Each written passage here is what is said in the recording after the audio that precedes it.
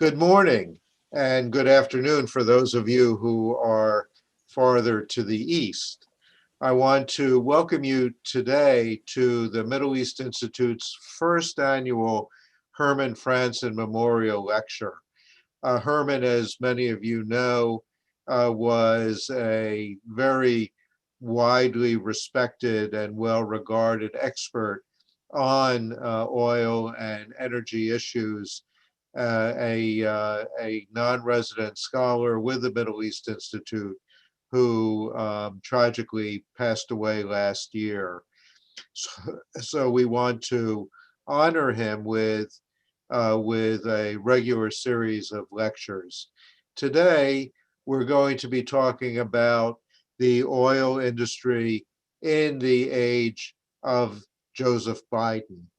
The president has taken office, and in his presidential campaign last year, had promised that he would center his climate policy around the American energy structure.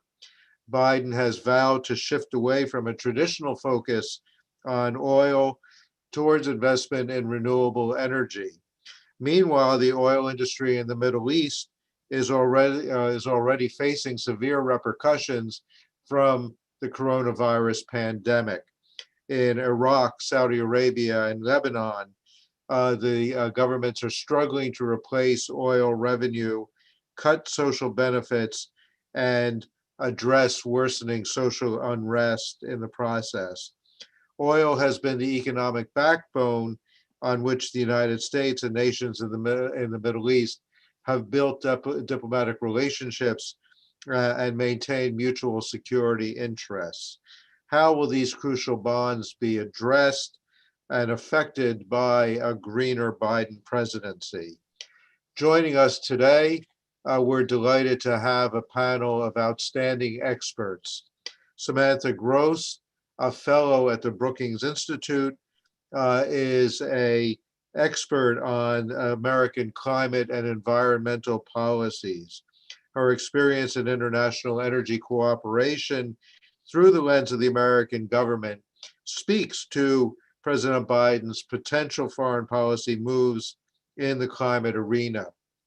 As the former director of the Office of International Climate and Clean Energy at the U.S. Department of Energy, Samantha has insights on steps that the administration can take, such as reducing oil imports or putting pressure on allies and other Middle Eastern trading partners to follow the U.S. in enacting greener energy policies. Ruba Husari, a non-resident scholar here at the Middle East Institute, is a specialist on the geopolitics of oil in the Middle East and North Africa, with a particular focus on Iraq and Iran. Ruba can also offer insights into the state of the oil industry in the region, as well as the future of regional and international oil politics. And finally, our old friend Jean-Francois Sesnek, another of the non-resident scholars here at the Middle East Institute. Jean-Francois has a strong background, as many of you already know, on Gulf energy policies as well as business and finance. His knowledge of GCC operations and expertise can offer insights into the political motives these states may make in response to the policies of the Biden administration. With that, let me turn, and what I've done is I will ask each of our three panelists to introduce their subjects with about a 5-minute overview, and then we will turn to a moderated conversation with you in the audience, given the opportunity to have some input into the shape of the conversation as we go forward. So thank you all very much for joining us. And let me turn first to Samantha Gross and ask her to provide a little bit of an overview of US renewable and green energy policies as she anticipates them in the United States, and how they're going to affect the global energy market going forward. Samantha? Thank you very much, and thanks for the invitation to be with you all today, even though it's virtual. I'll start out by talking about the US role primarily on the demand side. And as the current Biden administration works to re-engage with the world on climate issues, we really need to start out by focusing on what we're doing at home. And so that's what I'll focus most of my talk on. But then I'll touch a little bit on the supply side, and then a little bit about how this might play into our foreign policy. So the US shift to renewable energy, the Biden administration has said that it wants the US electricity sector to be carbon neutral by 2035. This is soon, this is very fast. But I actually think that the overall impact of this on global energy markets is likely to be not gigantic and generally happen through natural gas markets. If you think about the change that we've already seen in the US electricity market, the really strong shift that we've seen from coal into natural gas, that happened because of economic factors, because of the shale revolution that we all know about in the United States, and the fact that the US has a lot of inexpensive gas. As the US works towards phasing gas out of its electricity and focuses more on renewables, the question is what happens to all that gas? And I think that presents a real pickle for the Biden administration. And I think that's something for oil and gas industry watchers worldwide to keep an eye on. On the one hand, those on Biden's left flank rightly view natural gas as a fossil fuel and think that's something that we need to be eliminating.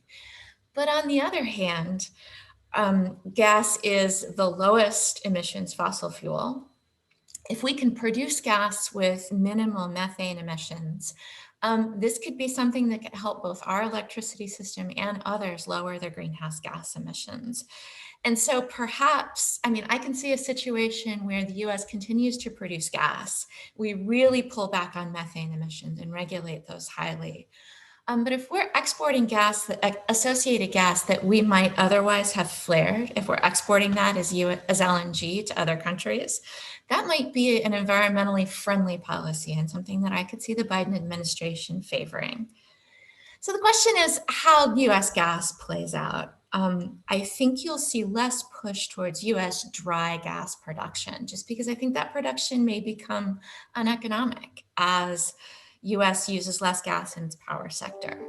However, associated gas, either with oil production or with natural gas liquids production that goes to the chemical sector, I think you'll continue seeing that gas produced, and I think you'll see more of it go towards export.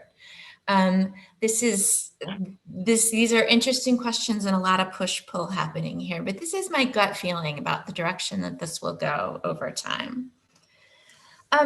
Where things get more interesting with respect to the US demand side is in transport electrification. And this is where we really have the potential to have more of an impact on global energy markets through our oil demand and oil supply.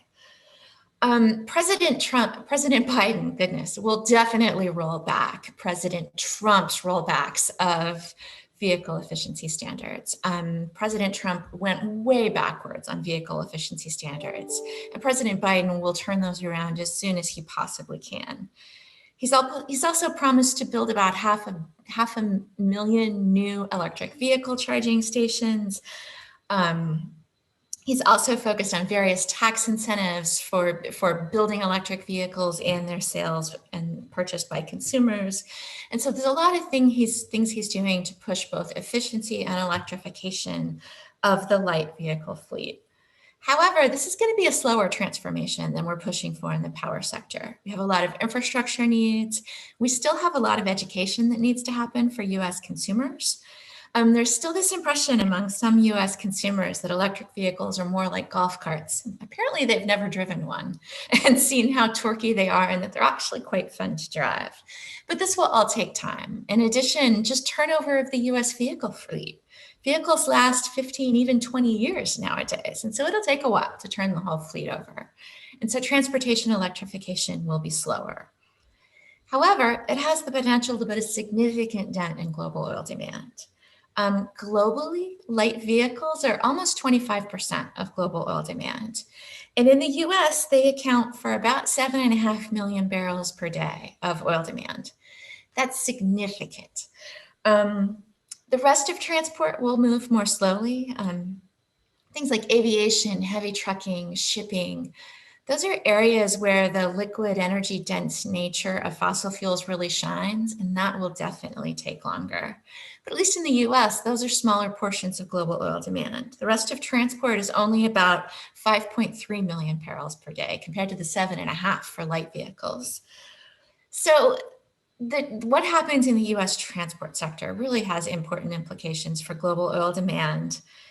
And what happens in the US production sector has important implications for global oil supply. And again, I'll just touch on this real quickly and then I'll turn over the floor.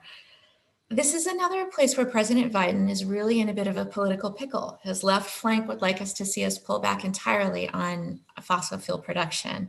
However, I don't see that happening. People in the US government understand that we're likely to be in the fossil fuel business for a while, for all the reason, in the oil business in particular, for all the reasons I just described. It's going to take a while to get transportation off of oil. And so you see some changes in the Biden administration, particularly the pullback on oil production on public lands. However, the majority of US oil production takes place on private land anyway. And so I don't see a really hard rollback of US oil production based on policy. Based on prices, we've already seen that happen, and that may continue depending on how the market plays out. But I don't see a tremendous rollback on US production due to Biden administration policy. And I think I'll stop there, but I'm open to any and all questions. Thank you so much, Samantha. And I should point out that we just saw that Jaguar has become the latest auto manufacturer to say that they intend to shift to all electric production by 2025. So, so the pace is picking up of car manufacturers making that transition, as you said, at least in their light fleet towards all electric. And so, on the more accessible end, yeah, GM is pushing very hard on its own electric vehicles. right, So it's happening, but it'll take time. right, exactly. And so, Jean-Francois, on that note, let me turn over to you. Uh, I think Samantha has described what we can anticipate over the next several years, maybe decade, of the push towards getting away from fossil fuels, more towards clean energy production. And yet at the same time, what we're seeing right now is in fact a return to a more traditional kind of dependence on fossil fuels. And we see that in terms of rising prices and tightening markets around the world. The Brent mark is now up well over $60 a barrel. West Texas Intermediate also significantly higher these days. And so the question is for the GCC, what does this mean? They've suffered over these past several years with low oil prices that have put their government budgets in a real tight bind. Are they now thinking that they're past the worst situation and that they can once again rely on their energy exports as the main driver of their economies? Or are they going to continue with their diversification with the assumption that, in fact, this push towards green energy is going to continue and increase over the coming years? Share your thoughts with us, Jean-Francois. Well, very good. Thank you very much. I think it's a very interesting point you're making. And yes, of course, they're very tempted at this time to maybe go back a little bit on all the promises they've made on renewables and the diversification. But they did suffer an enormous shock last year.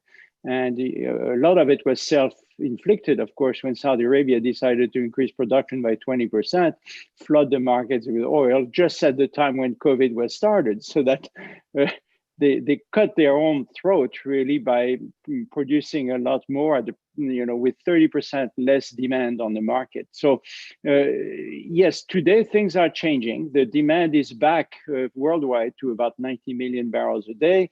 And many are expecting it to go back to maybe even 100 million barrels as it was before.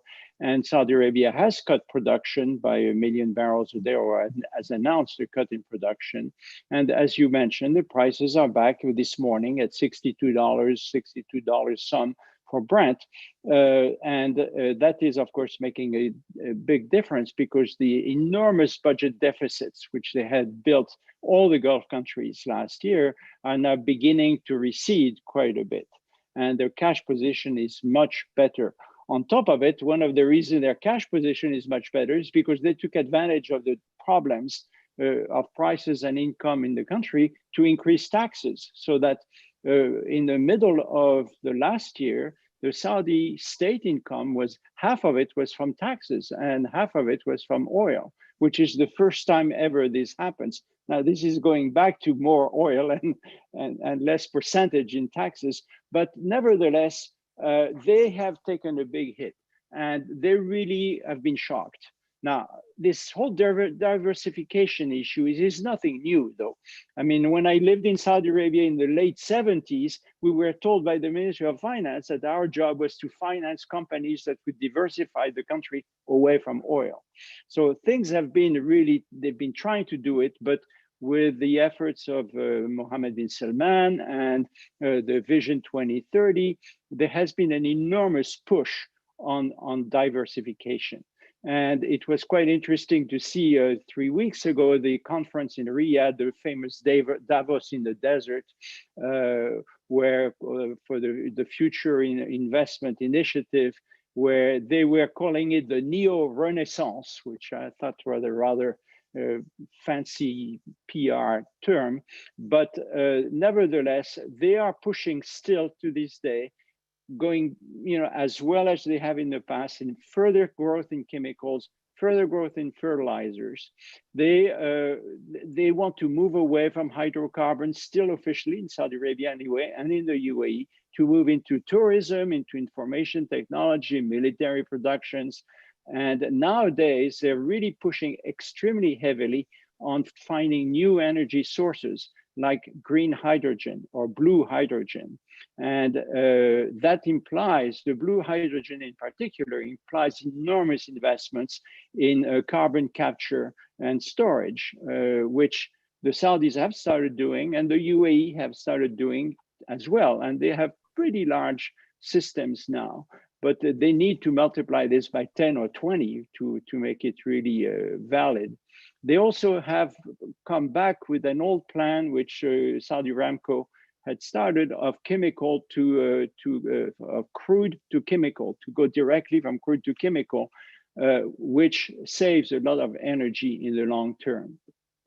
So I think the ultimate idea of some of the leadership, especially at Saudi Aramco, is to create enough technology in CCUS in particular, and in crude to chemical, enough technology that in turn they can sell that technology to other countries. So move away from just the production of hydrocarbons, move to technology. Now, this is, of course, to a certain extent, that is already happening in the UAE, where Dubai is already not dependent whatsoever. It's less dependent on hydrocarbons than anybody else.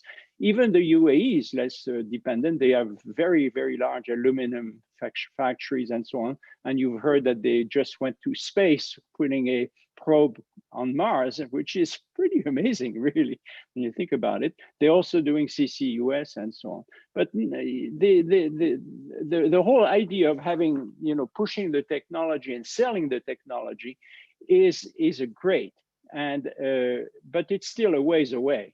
And they have to invest an enormous amount of money to do this, over $1 trillion to just get started. I mean, the whole notion of the hydrogen, for instance, the green hydrogen, which Air Products of the United States has signed the largest plant to build the largest hydrogen plant in the world by far, requires 4 gigawatts of electricity. So if they want to do 4 gigawatts of green electricity in Saudi Arabia, that would be the largest project ever anywhere. For a measure, today Saudi Arabia production of electricity by solar is about 300 megawatts. That's the total production. So we're still pretty far away from 4 gigawatts. And I think they are sort of dreaming and being very happy with the dreams and selling those dreams as neo-renaissance, which is very nice and sells well. And I'm sure the PR firms in Washington and New York and London are making a fortune on these things. But it's not quite enough. And so they're making a big effort to bring in capital from outside the country, because the country, especially Saudi Arabia, has a lot of cash reserves to this day. But that's moving out very quickly, and they need a lot more. Now, Aramco is a nice cash cow, and they can always get dividends, you know, they call it dividends from Saudi Aramco, which is just another form of tax, really. But the big thing in this 3 weeks ago, they even announced they were privatizing Saudi Aramco much more than they have in the past. So until now, they'd done like 7% of Saudi Aramco. Now they may go up. They didn't give a figure, but they could go up to about 70%, 40% of Saudi Aramco and not lose control, which is about, you know, $700 billion altogether. So they could do quite well with that. And that may be where they're pushing it, because in order to bring the capital and to let people feel comfortable about investing in Saudi Arabia, bringing their headquarters in Saudi Arabia and so on, they have to make sure that the country is livable for the foreigners and for the financiers. So they're really opening up the society, and they're opening up the mores of the country. They're not changing the politics. That's we're not going to see very much, but they're making a big effort, and the same can be said about the UAE. So I think really the solutions are there, and they're going to make a big effort. But we're still, I think, much further away than they would like, or that even the Crown Prince would like to dream they are. I think Vision 2030 might be Vision 2050 with the best of luck. And but I don't think they'll go back, just because they have the cheapest production of oil in the world, and they will be the last producers of oil, and the world will need oil until God knows when. You know, they'll still be okay by that, but they will not, you know, be as quickly selling big technology worldwide to everyone and moving into green hydrogen immediately. They will, I'm quite convinced they will do it. They have the wherewithal to do it and the will to do it, but it's going to take quite a while to really show in reality. Maybe I'll love to hear what Ruba has to say. Well, thank you, Jean-Francois. And let us hear what Ruba has to say. And in particular, Ruba, to start, I'd like to ask you to shift your gaze to the other side of the Gulf, the other government that may be looking at new possibilities in this era of the Biden administration and rethinking its position on energy exports, of course, is Iran. Not necessarily because of the change in the global environment, but because they think that perhaps with the Biden administration, there will be a lessening of the maximum pressure campaign from the Trump era, and perhaps new opportunities for them to begin again to export energy. So what's your sense of the thinking in Tehran these days? Thank you, Jerry. Let me just say before I start that it's an honor to be part of the first Hermann Franzen Memorial Lecture. You know, during my 9 years with Energy Intelligence, Hermann was a towering figure and an inspiration through his passion for everything oil and everything Middle East. So it's really nice to have this dedicated to him. You know, the question that's on everybody's mind, whether in Iran or outside of Iran, is how fast the sanctions would be lifted. everyone expects them to be lifted at some point. In Iran, they even started preparing what's next after that, including in terms of what they can do with their oil sector, how fast they can ramp up output to pre-sanctions level, and how much finance could be coming in, whether from investors or from Iranian funds abroad.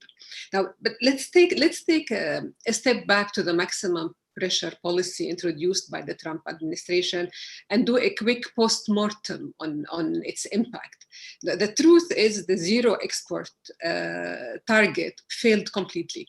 Iranian oil exports never got to zero. In fact, the Iranians are experts at maneuvering around those sanctions, and they have built their expertise over many cycles of sanctions.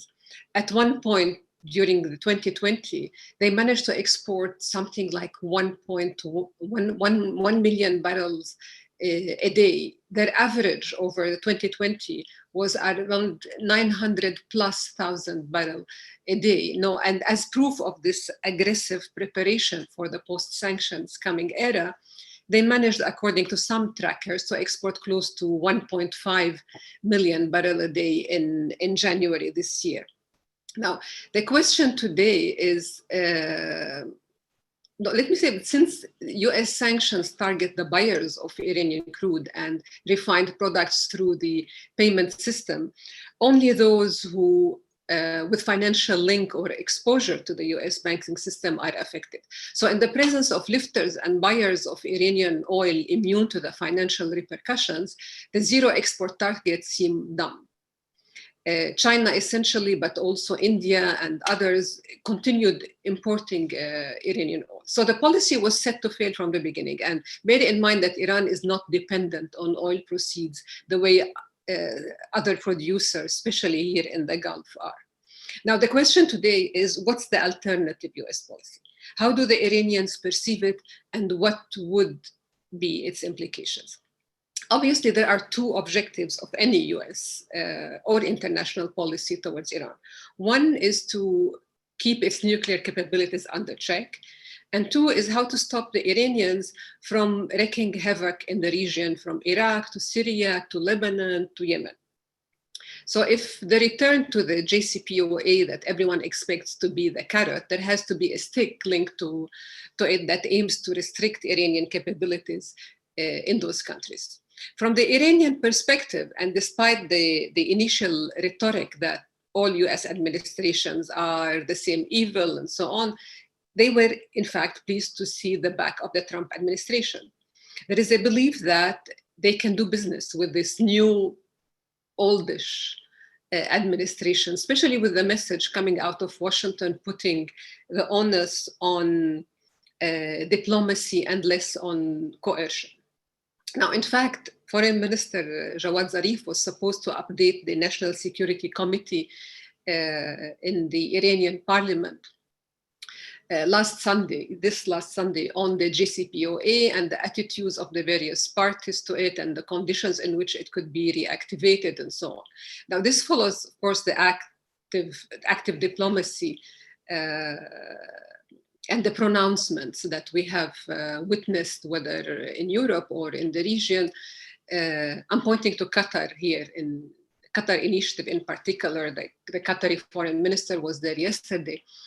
Now, this briefing that Jawad Zarif was supposed to give to parliament did not take place. And I think it's legitimate to question the reasons beyond what was said about, well, Zarif has a health issue and could not come. I think the delay was possibly intended. Now, we have to bear in mind that the upcoming presidential elections that are taking place in Iran in June. Now, this is going to be, the internal utmost test between those who support a return to the JCPOA, which were its supporters since its inception, actually, and those who would object or at least, raise the ante for any rapprochement with the US. And based on that, we need to wait at least till the summer to see any concrete movements and a clear, pronounced stand from Tehran regarding the way forward with the new administration. And the Iranians are aware that nothing concrete will come from the US until after the Iranian elections. Now, picking up from where the train stopped in 2018 cannot be done in a void. We cannot ignore the new context in the region. Basically, there is a new setup where Israel is not the rejected and shunned entity that it has been for many decades, at least for some. So instead of having to deal with the Gulf states, mainly the UAE and Saudi Arabia, who were and would still be hostile to a rapprochement between Washington and Tehran, the new reality is that there is this sort of a block based on convergence of interests vis-a-vis Iran between those Gulf states and Israel. So fast forward, what impact a new US policy toward Iran will have on oil markets? Well, Iran has been exempt from an OPEC production quota, and obviously any increase in exports will have an impact on the supply and demand balance, and as a result, an impact on the oil price, which means impact on oil producers. Now, Iran has already told OPEC it will not accept any restrictions on oil production or exports after the lifting of sanctions, which goes to show to what point Iran is already preparing for post-sanctions by preempting any future agreement or restrictions on its oil from oil. However, like in the previous cycles when we have seen Iran come out of a sanction regime, this never happens in a fast and dramatic way. Iran could revamp its production to pre-sanctions level relatively easy, which to quantify could be about 1 million to 1.3 million barrels a day as an increment to the average they did in 2020. But this would be mostly coming from onshore and floating storage. But beyond that, it's a matter of how much and how fast Iran can direct investments to its upstream oil sector. Now, since 2018, the oil and gas sector suffered from lack of budget allocations by the state. And a change of US policy towards Iran could see the return of foreign investment again, which is again a deja vu. We already saw that in the aftermath of the signing of the JCPOA in 2015. Though this time, with the change occurring in the industry, I expect the focus would be more on gas rather than oil. On the marketing side, even if the US sanctions are not lifted in the next few months, and will take time, we might still see less punitive measures to Western allies who would want to buy Iranian oil. The problem this will create for other regional powers is that this will intensify the competition for market share, especially with those producers who are aggressively expanding their crude oil capacity. The UAE, for example. We can talk about the UAE later. However, long term, I think, and due to the lack of investments in the upstream across the board, whether due to the shift to clean energy or the demand crisis as a result of the pandemic, there will be a supply crunch at some point. And Iran is bound to be part of the solution by sheer size of its reserves and low cost of production, provided it can attract the investment needed. One more point regarding OPEC. Iran and Saudi understanding have an impact on cohesion in OPEC and the ability to deal with the market when needed. Now, historically, even during the worst tensions between the countries, they managed to cooperate within OPEC, of course, driven by common interests of all producers. But a question that will arise is, would the Saudis continue with voluntary output cuts to shore up the market and oil prices if Iran is back exporting freely? Now, I'll stop here regarding Iran, and there are many other points we can pick up in the conversation. Thank you, Ruba. And let me go back to Samantha, if I may, and ask about China. Obviously, the other major consumer of oil and gas products in the world, and by all accounts seems to be recovering from the global pandemic turned down. So two questions on the Chinese. One, of course, is what's your understanding of China's strategy, and particularly if the US returns to the Paris Climate Accords. Of course, we already have seen the Biden administration announcement of their intent. How does that put pressure on China to also take more aggressive steps to reduce its own use of energy, particularly coal and oil? And then we have a question from Muayyid al-Shalabi on green technology. And we heard, of course, Jean-Francois talking a lot about Saudi interest in green technologies. Muayyid's question is, green technology is heavily reliant on metals, specifically rare earth elements. China has 80% or more of rare earth and refining it at even higher levels. Does the does this greening mean a shift from Saudi Arabia to China? What are the implications? Okay, thanks for your questions. And I'll go ahead and take them in order. The first question about US and China's relationship in light of the US return to the Paris Agreement. We've already seen something that I think is one important move out of China in response to the results of the election in the US, and that is that they've brought back the lead negotiator who was in place in China during the negotiation of the Paris Accord. Mr. Xi is back. And he has maintained relationships with people in Washington. And I think that's a move from China that recognizes that the US is back in the game and that they are bringing some of the gang together who negotiated the US-China agreement that helped push along the Paris Agreement. And so I think that shows some willingness of China to at least to come to the negotiation table and to talk about how to deal with its own emissions. However, a challenge that I see with China with respect to global emissions is it's making a lot of the right moves at home. It's working to remove coal from its power sector, heavily focused on electrifying its vehicle sector. However, if you look at investments that China is making abroad, they're making a lot of investments in coal-fired power in other countries. And so in our dealings with China, it's very important to focus on China's own emissions. They're the world's largest emitter of greenhouse gases. But we also have to look at the investments that China is making abroad and perhaps work with them to find ways to green those investments, because those are locking in power plants and other sorts of investments that will have very long lives. And so we need to think about those as well.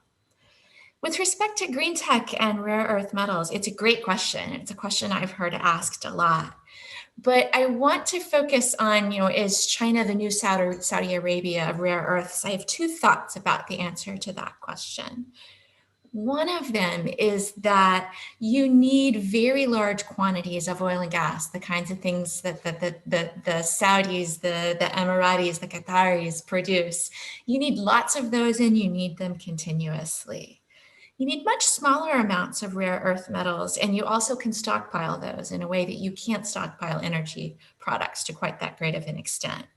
And so there is the opportunity, if we have supply disruptions, if we have trade spats, there is the opportunity to stockpile some of those rare earth metals. And I think you'll see that happen more and more over time. The other thing to think about is while China has much of the mining and refining capacity for these metals, the rare earth metals aren't all that rare. And there are deposits of those in many other places. And I think you'll see continued push to develop those deposits. I mean, you always have the challenge that we want to think when we get out of the oil and gas era, we're getting out of the era of focusing on mining and exploiting natural resources, but we are to some extent mining and exploiting different natural resources, but you have to think of the quantities involved, the amount of rare earth that goes into manufacturing a battery once versus the amount of oil and gas that we're burning over time.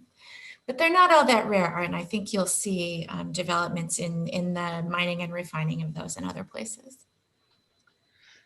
If I can stay with you for one more moment, Samantha, and that is, I wanted to also ask, one of the things that does not get discussed very much, I don't think, is that the other non-polluting, non-greenhouse gas emitter in the energy picture is nuclear.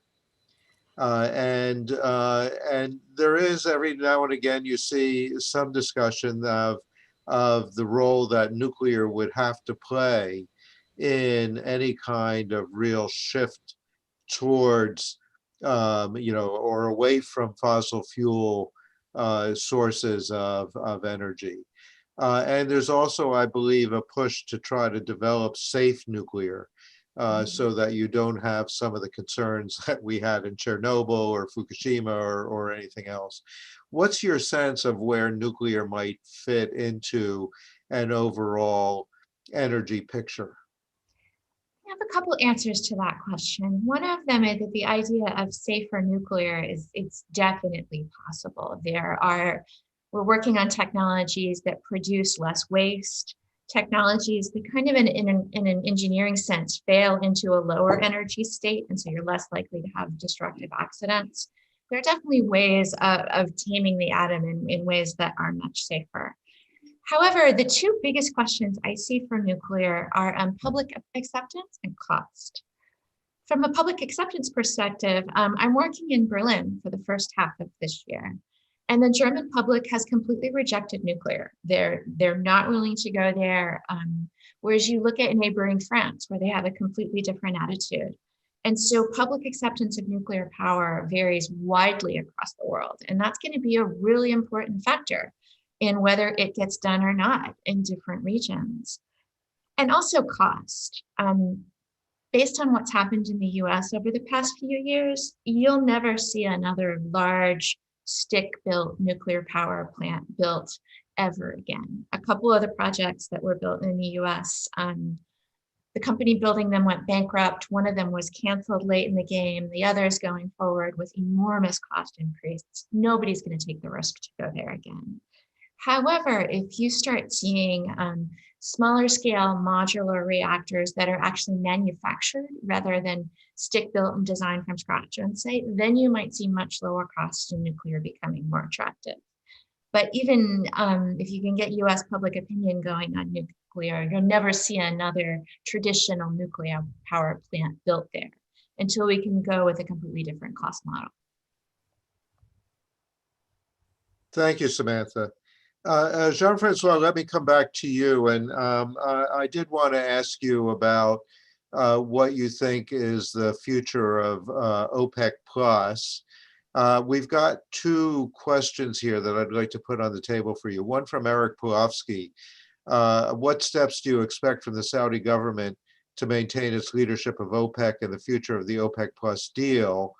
And then a question from Darren Duke, a related question, and I think more related to your earlier comments. He says, what do you make of ExxonMobil's recent estimate that if all new cars are electric by 2025 and all cars EV by 2040, that liquid fuel demand in 2040 would be the equivalent of 2013? This doesn't sound like a substantial reduction, since 2013 levels are presumably higher than sustainability goals. What are your thoughts about that?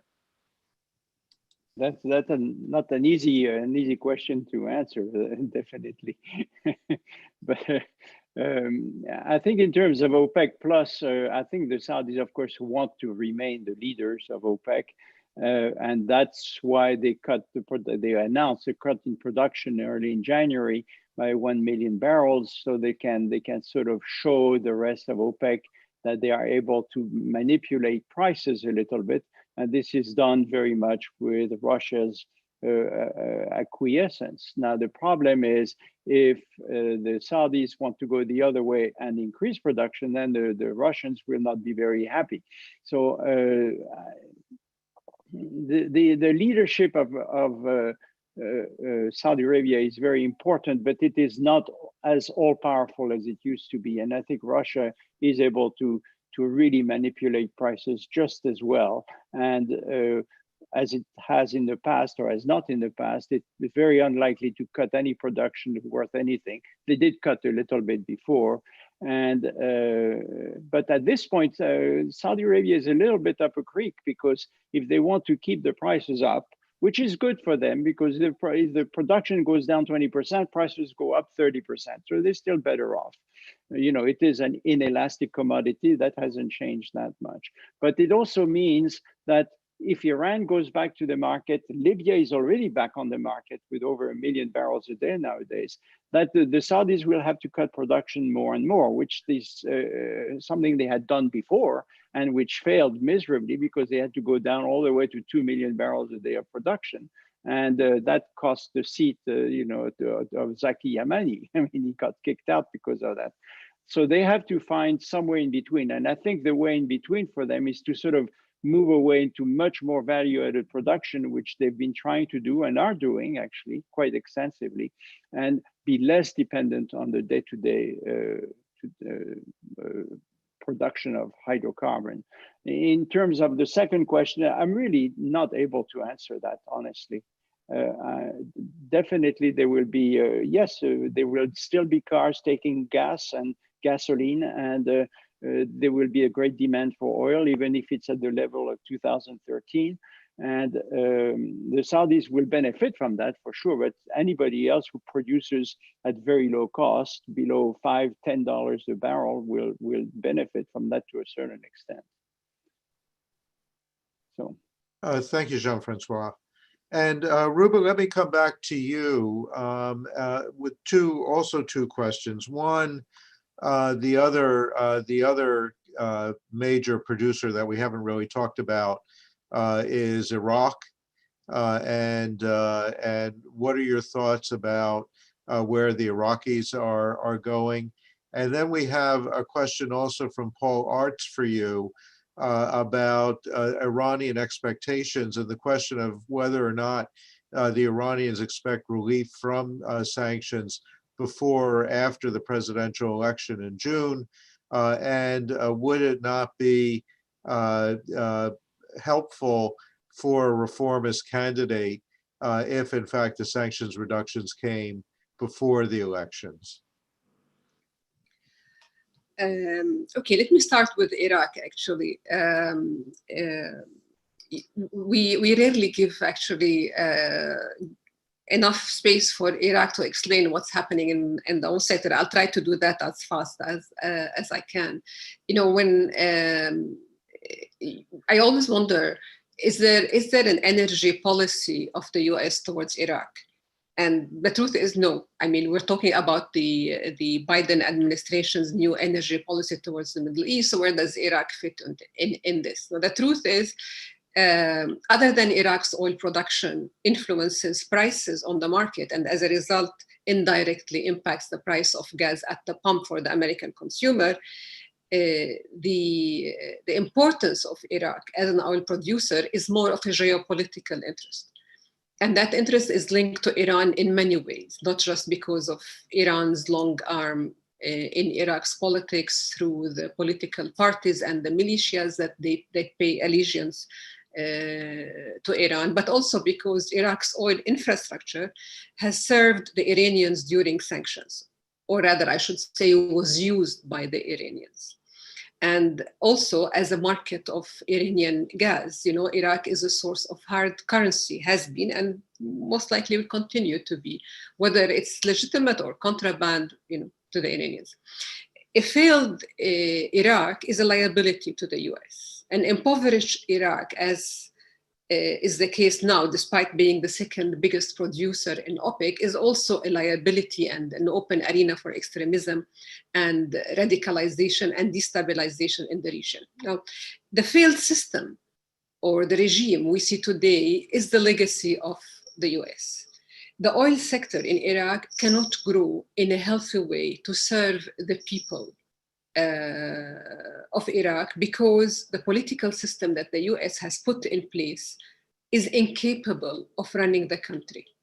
or rather is only capable of running the country in a certain way, basically what we have seen in the last 18 years. Now, let me explain why Iraq's oil sector cannot grow significantly. First, the corrupt political system means there's lack of leadership within the sector. All the appointments, the promotions are done based on political affiliations, especially from director general upwards. Now, this is not done discreetly, or it's not implicitly. The lists that are approved by the Council of Ministers for appointments within the oil ministry and its companies, like all the other ministries, has the political affiliations next to each name. Second, the problem with financing the expansion of the oil and gas sector is linked, of course, to lower oil prices and budget deficits, but also money being siphoned through corrupt practices and contracting procedures. And that's why contracting is paralyzed. All political parties have their men within the system, and they are expected to look after the financing of the party. Now, this is in addition to the smuggling operations taking place on behalf of political parties. The third reason that prevents Iraq's oil and gas sector from expanding significantly is the lack of strategy. There are strategies on paper, but not in practice. Just like the federal budget is done yearly with no long-term view, the oil sector decisions are also done ad hoc, and the scope and speed of projects change with every minister. The most striking example is the continuation of flaring gas worth billions of dollars, not only since the war, but more practically since Iraq opened its oil sector to international oil companies in 2009. Now, in this context, how much can the oil and gas sector in Iraq grow, and what impact for the energy markets? I would say the current era is a Chinese era, and to a lesser extent, a Russian era.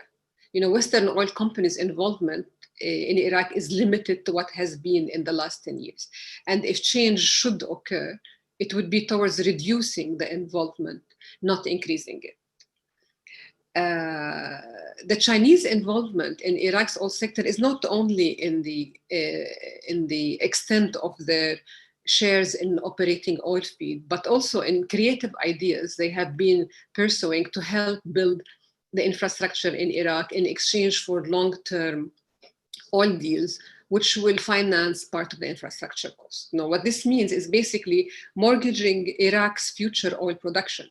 The Russians recently, through Litasco, the Lukoil's trading arm, are doing another type of finance of oil sector projects in exchange for dedicated future oil barrels, which is also a type of mortgaging future oil production. I'm not totally against those because they offer an alternative to trying to find markets for Iraq's crude.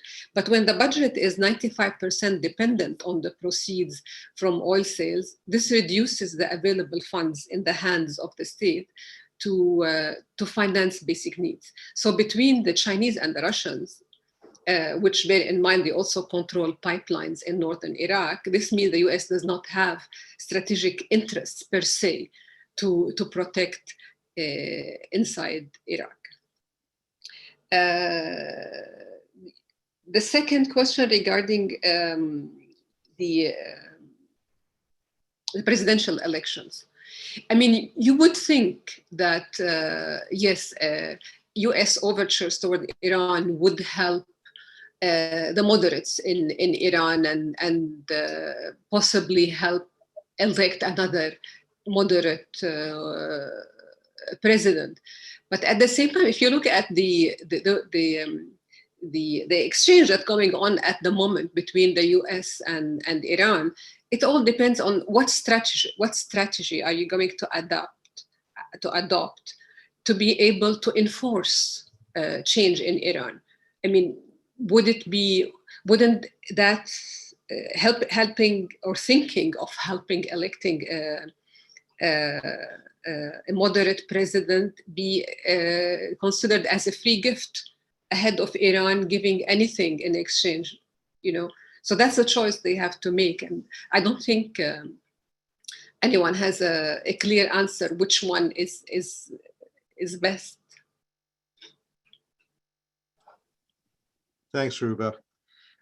We only have a couple of minutes left, and so Samantha, I want to come back. We have a couple of questions related to the global pandemic, and of course, is the global pandemic actually going to push permanent changes? One question from Robert Sharita.